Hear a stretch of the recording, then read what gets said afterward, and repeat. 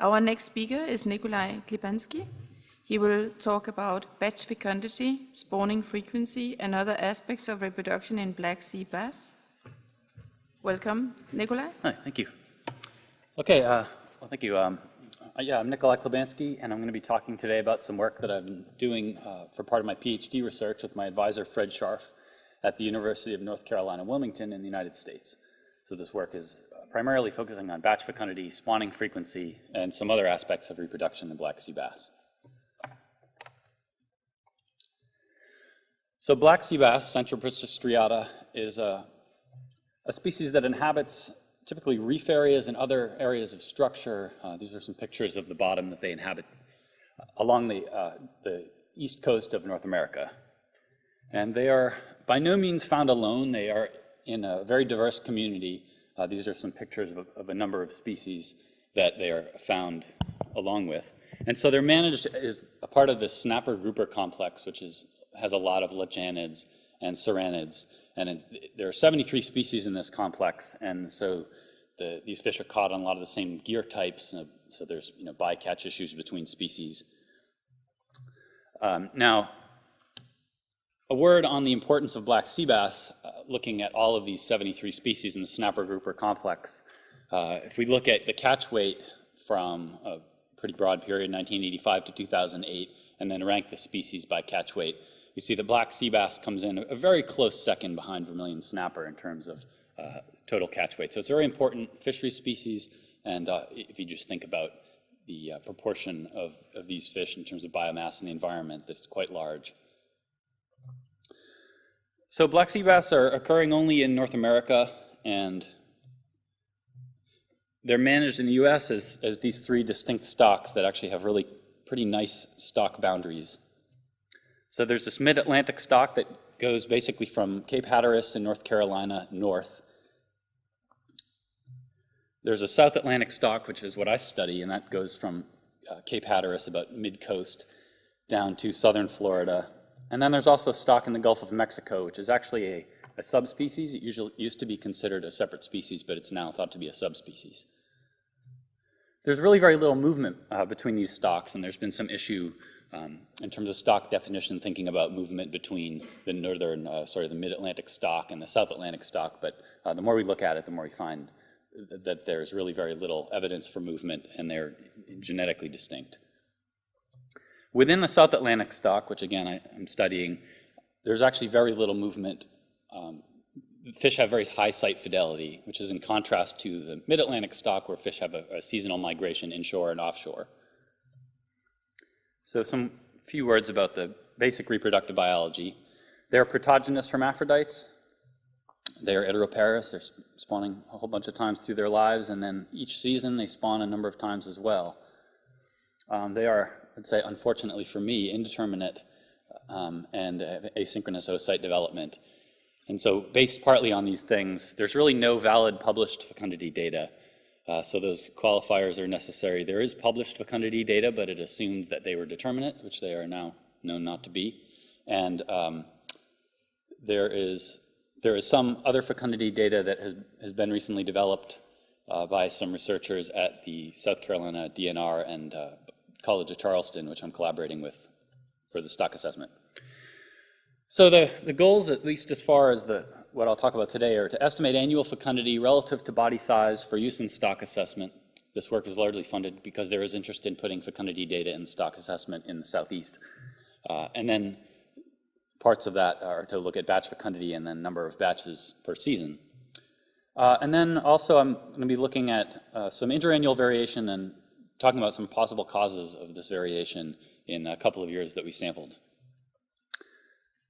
Okay, so the study area, a little more specifically, you see this smaller image is of all of North America, and there's a little black rectangle that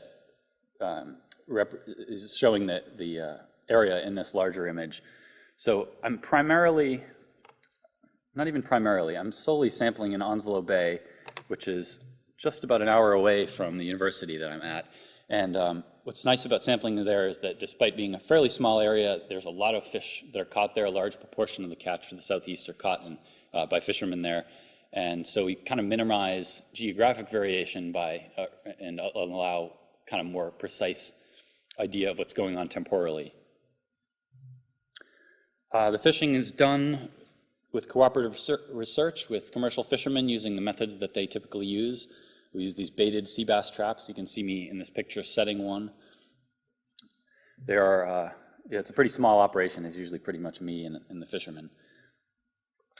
We fish in 12 to 30 meter depths, which is where a lot of these fish are typically caught, at least in the southeast. The soak time is about 128 minutes, and we're fishing during daylight hours.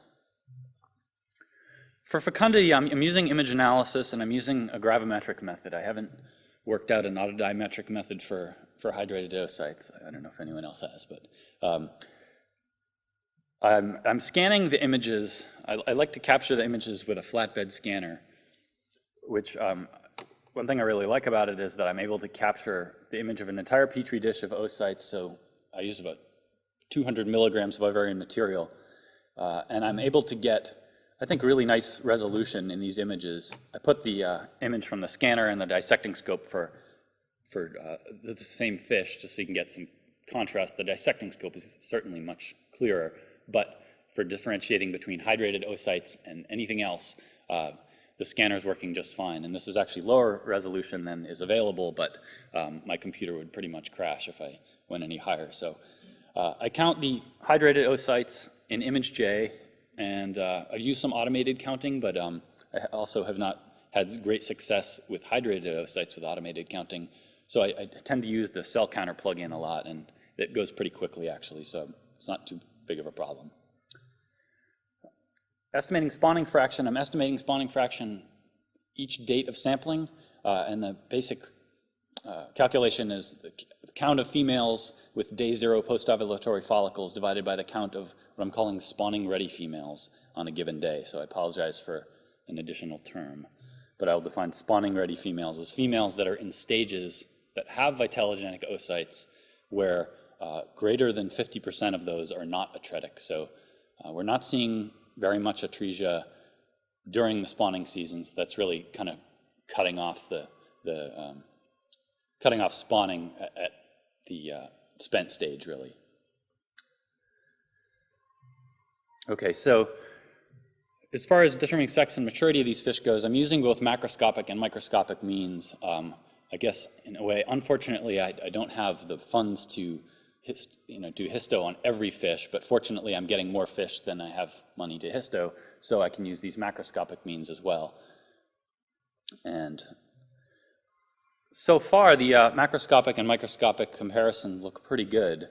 If you look at kind of an overall success rate of staging and, assuming that the microscopic are correct, the macroscopic and microscopic agree overall about 86% of the time. So these green numbers represent agreement and the red numbers represent disagreement. So by stage, certain stages are certainly better than others, but overall, I think it's pretty good. Now, just to highlight a few more important disagreements in terms of this spawning ready category that I was talking about. For what I'm going to show you here today, it's more important that the more important errors are those where I call something, let's say, developing or ripe, and it actually turns out to be spent. So that's more of a problem. When I look at those errors versus all of the fish that have been sampled, have been staged, the error rate is, or the success rate is 92%, so it's even better. A quick summary of the sampling that we did. Now, the sampling was conducted in 2008 and 2009, not because we thought that those would be years where we would see some kind of great environmental break or something like that. This was when the funding was there and we could get out in the field. So we basically tried to sample about the same way, put in the same effort in those 2 seasons, and so I'm kind of showing this summary just to give you the impression, which, I think it's fairly clear that the sampling was pretty similar. We sampled in the same areas, the same gear, the same trap sizes and everything.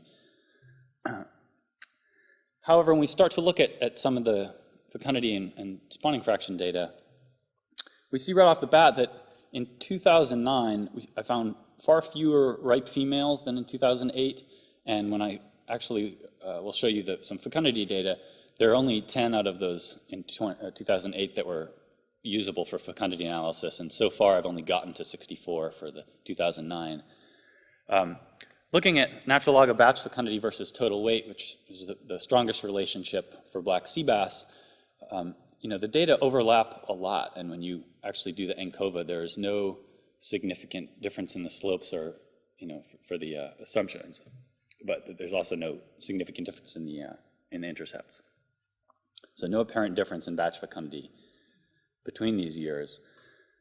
However, when we look at the spawning fraction information, the picture is pretty different. So in 2008, here we're looking at spawning fraction on particular dates over these two seasons. The dashed line is 2009, and the 2008 is the solid red line.